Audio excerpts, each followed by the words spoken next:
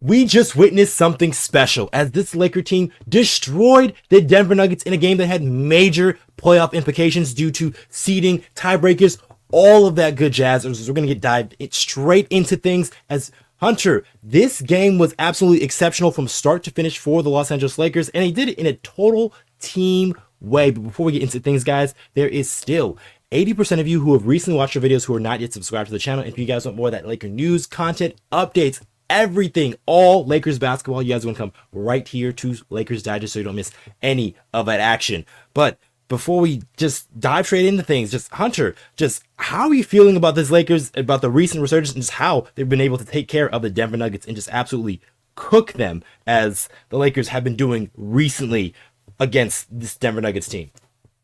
Yeah, well, these Nuggets are cooked well done here because it seems like the Lakers have finally found a way to beat Denver, and it's just a simple answer. You just get Luka Doncic on your team. That's Oh yeah, going to help. very easy. You got it going early. Whether it was him scoring 21 points in that first quarter, it was him diamond finding the open teammates as well. Gabe Vincent hitting a bunch of threes. You had Dalton Knecht getting it going early. Dorian Finney-Smith, I mean, he's been playing phenomenal on the offensive side of the ball recently. We know how invaluable he's been defensively, but offensively, the fact that he's been hitting his perimeter shots too, that's going to make this Lakers team that much more deadly. I think they're well over 40% from three in this one. And overall, yes, you look at the box score. If you didn't watch this game, Dad, what are you talking about? This wasn't really, as much of a blow as you would think. But the Lakers were up as much as 30 points in this game. Like, this was through and through an absolute beatdown of the Denver Nuggets. No Nikola Jokic, no Jamal Murray. But the Lakers did exactly what they were supposed to do. Go defend home court, something they've done phenomenally. They're 18-2 in the year 2025, playing at Crypto.com Arena, and I know that still sounds gross to say. Always been Staples Center in my heart, but at the end of the day, the Lakers get a much-needed win. They jumped the Denver Nuggets in the standings as well. Now they're the third seed behind the Houston Rockets, who they will see later this month, I believe, toward the end. Yes. As well as OKC, who at this point they've solidified them. Yeah. But since the Denver Nuggets did not win their division because the Thunder did, if the Lakers, which right now they have the lead, can secure the Pacific Division, they're going to have the tiebreaker over the Denver Nuggets in the event they tie to split the season series 2-2. The Lakers would get the advantage, and they would get, perhaps even a home court advantage over the Denver Nuggets in a series or even higher up in the standings. Which is very important to have, especially for the Los Angeles Lakers, who have been struggling against the Denver Nuggets. You want to have home court. You want to be in that home arena because just a lot of the guys have been playing exceptional basketball at home. They've won, I believe, 9 straight games at home now, and they have a top 3 record when it comes to home records in the league behind OKC and Cleveland. So the Lakers have been playing really good basketball at home. So you want to have that playoff seeding to have those home games there. So nice to see the Lakers, but also just back to that box score and just Luka Doncic, just tremendous. 31 points in total, but he didn't really play the fourth quarter because he didn't need to. But just that first quarter there had 20 points in that one, really led the way for the Lakers. And I thought the fascinating thing about the Denver Nuggets, they were really struggling to find a way to guard Luka Doncic, and that's really kind of been a theme for most of these teams because it's like they're trying to figure out how to guard Luka Doncic. Okay, what should we do here? This and that. Okay, maybe. And then they'll finally get to a point where they start double teaming them. And then in comes Austin Reaves, who has been playing great basketball himself. So let's just kind of get to that next, before we head over to that. But let's talk about Austin Reaves, about just his play and just what he's been able to do for Los Angeles Lakers. Yeah, well, in the NBA, these games, these wins, losses, they don't care about your feelings. They don't care about who's hurt, who's not playing, who's in the lineup. Anything that happens, do you win the game or do you lose the game? At the end of the day, that is going to be what your record is, and everything else in between doesn't matter. So when someone like LeBron James and Hachimura as well are out of your lineup, someone's got to step up. Obviously, the first person you point at is Luka. He's a superstar. You see, when LeBron James is out of the lineup, I think he's averaging 39 and 10. Something ridiculous. Like that MVP that Luka Doncic is, of that caliber, top 3 NBA player in the league, and we know this. But Austin Reaves, he's really been the one that's like, all right, what are you going to do? And he's been fantastic, especially as of late. I mean, he has been on an absolute heater for the Los Angeles Lakers. Really after that Brooklyn Nets game where he looked horrible, Luka didn't play well either. Those two guys have really stepped it up and been playing fantastic basketball, both their best basketball of the season, really up to this point. And you just think when LeBron James and Rui come back, the reports are it could happen as soon as maybe later this week. I'm guessing probably not tomorrow. Perhaps maybe that game against the Chicago Bulls on Saturday could be the earliest possibility. Mm-hmm. But I look and go, they're gonna fit right in, like because they already played with these guys. They know what their roles are. JJ's done a really good job since day one stepping in here before any of these crazy trades happened, letting players know what he needs out of them for this team to be successful. Very different than what Darvin was, a lot more organized. And as a result, I think LeBron James, Hachimura, they'll fit in nicely. And it's just crazy. The Lakers, how well they're playing and how guys have been stepping up. Oh, you're going to get two starters back. And all of a sudden now, you're hopefully, fingers crossed, Okechi, they're going to be ready to go come the playoff time. No matter what their seed is, obviously the higher the better.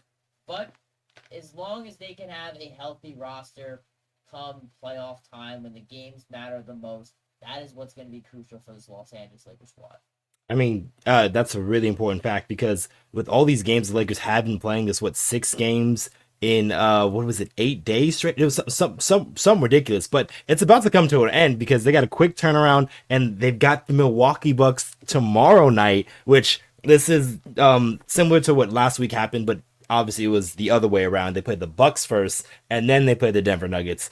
But Hunter, just let's talk about that quick turnaround because this is a key to keeping some of these players like healthy because Luka has been banged up a little bit. Austin was dealing with something a little bit earlier, but now he's back. Jackson Hayes recently just got back. So it is important to like manage these guys' minutes and like having these blowout games like this where you don't have to rely on your guys can really just be another way to rest them in some ways.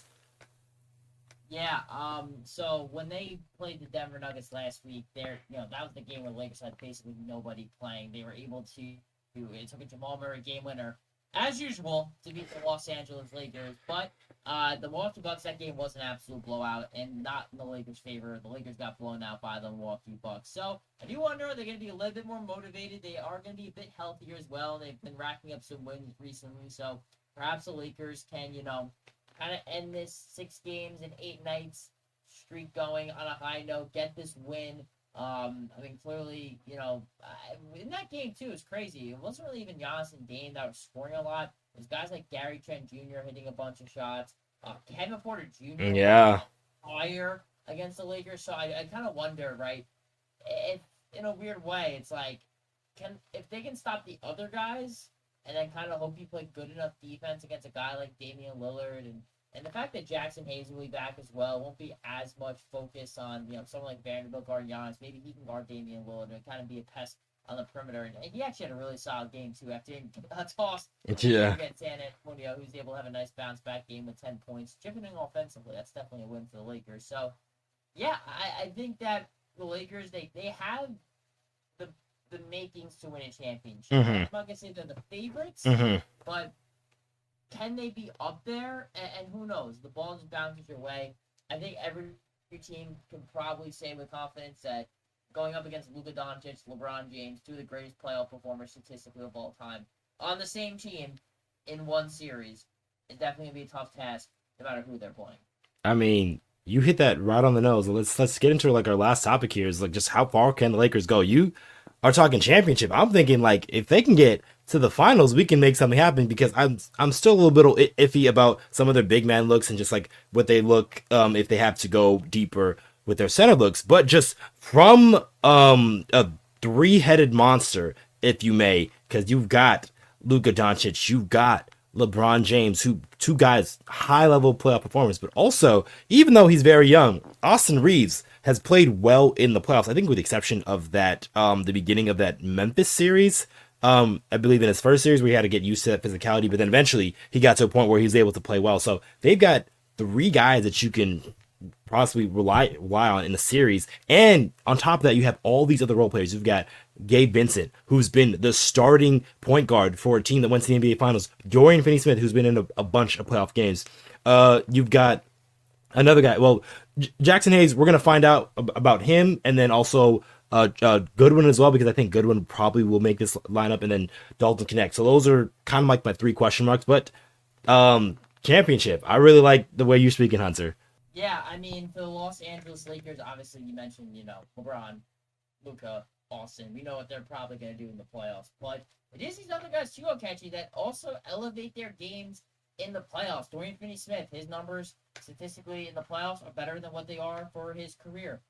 Rui Hachimura has had big moments in the purple and gold for the Los Angeles Lakers. I mean, Gabe Vincent just went to an NBA Finals 2 seasons ago and was really a catalyst for the Miami Heat and one of their best surprising players. It's why he landed a 3-year deal with the Los Angeles Lakers because of how well he played for the Miami Heat and how well he played in the playoffs for them. So Jackson Hayes is definitely going to be the biggest question mark for me just because, like, by default, the Lakers have had to lean on him. Give him credit because since the Luka trade, he has been fantastic. Mm-hmm. He's been that vertical lob threat that Luka has really, really unlocked in Jackson Hayes' game, and as a result, he's probably going to get a pretty nice contract for his contributions. Most likely, I'd assume, with the Lakers, but, I mean, you never know. He could hit them open market. He's still a young player. But for the Los Angeles Lakers, it's just so hard because we've never seen a trade like this of this magnitude happen so late in the season, and really just the team hits the ground running immediately. I mean, getting a guy like Luka Doncic you think would take so much time, even as great as he is, to really adjust to everything. And yes, there was a bit of an adjustment period for him personally, but even during that adjustment period, Okechi, the Lakers were still winning games, and he was still finding ways to be effective. Now that Luka's at his peak now, we're finally seeing the Luka Doncic that we've seen the last 5 years, first team All-NBA each of the past 5 seasons. Now we're seeing that version. We know what LeBron can bring. We know what this roster is. Rookie head coach and J.J. Redick, I get all that. But at the same time, you're telling me what is the Lakers' peak ceiling for this season? And I'm talking ceiling. It's hoisting the Larry O'Brien trophy. I really do think that. I'm not saying the Lakers are going to win the championship. But if you're telling me that they have a legitimate shot, I think the answer is yes. I don't think you're wrong by that. And credit to JJ Redick and just what he's been doing just from start to finish, because I think that's been a big reason why the Lakers are in that position. Because I do remember him early in the season talking about, okay, got to enjoy the process. We got to have these wins here. We got to win on the margins. He's was saying and doing the right things for this team to put them in that position to make this type of run, because when they made that initial trade that shook things up, trading D'Lo for Dorian Finney-Smith, and then you bring in DFS, like a more serious dude, a guy who's more about defense, and then your team suddenly gets better at defense, and then you finally make that big trade with bringing in Luka Doncic, which changes things from, like, okay, you went from Anthony Davis being the hub of offense where you have to, like, dribble and get him the ball, but now it's like Luka Doncic where he can just pick the ball up himself, get the ball from anywhere in the court. He's not really restricted like a guy like Anthony Davis was to where he was going to make shots. Luka can make shots from anywhere.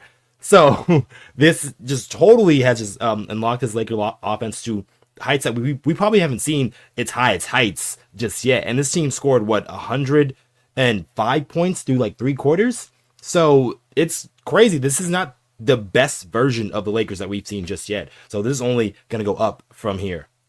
Last thoughts, Hunter?